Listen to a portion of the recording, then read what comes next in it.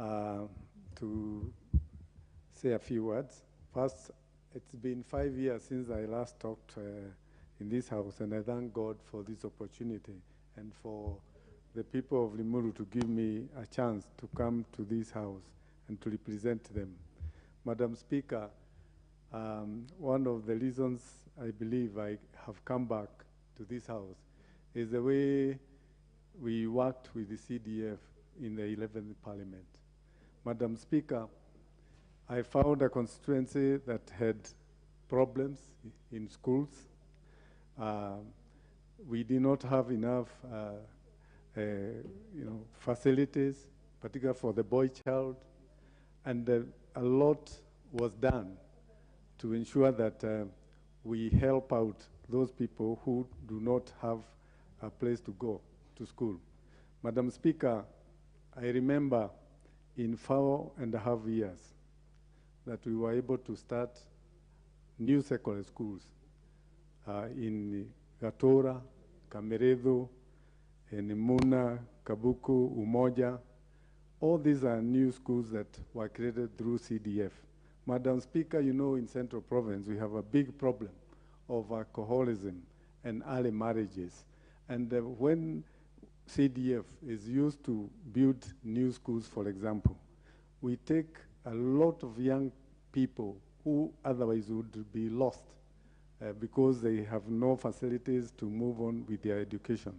So for me, CDF is a very, very important fund. And Madam Speaker, I want to thank the honorable members, Honorable Mule and Gishumu, for helping us to focus again on these matters so that it can be anchored in the Constitution. Madam Speaker, as I stand here, I have seen young people who have benefited from CDF and who would have been lost and not even pursue higher education. And Madam Speaker, within 5 years, in Limuru particularly, I saw young people who went through CDF but were able to acquire higher qualifications in the university, and they were lucky to get scholarship to go for further studies in very prestigious universities around the world.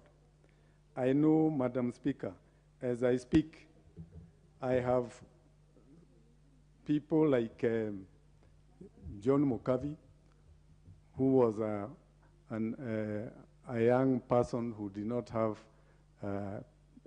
parents to support, but through CDF, he went to Manchester University. I have Wainaina, who went to Yale University. I have Kahinga, who went to school in Korea.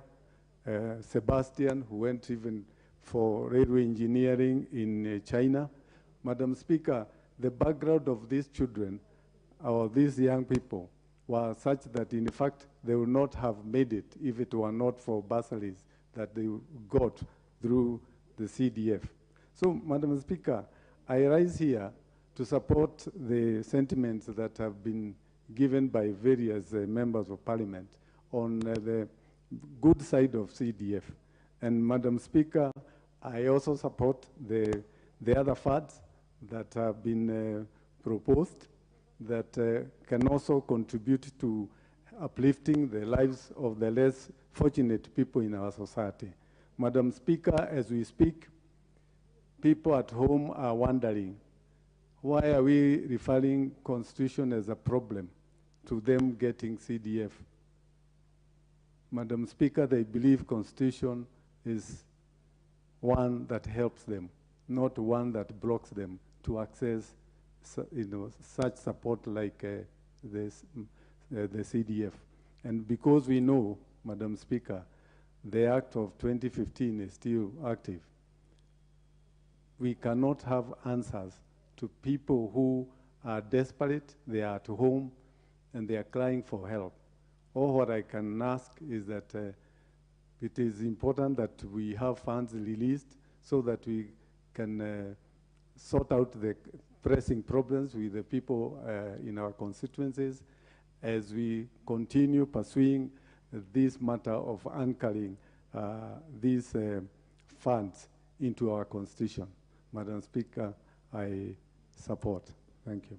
Thank you. The next chance will go to the member for Turkana South, Honorable John Namoit.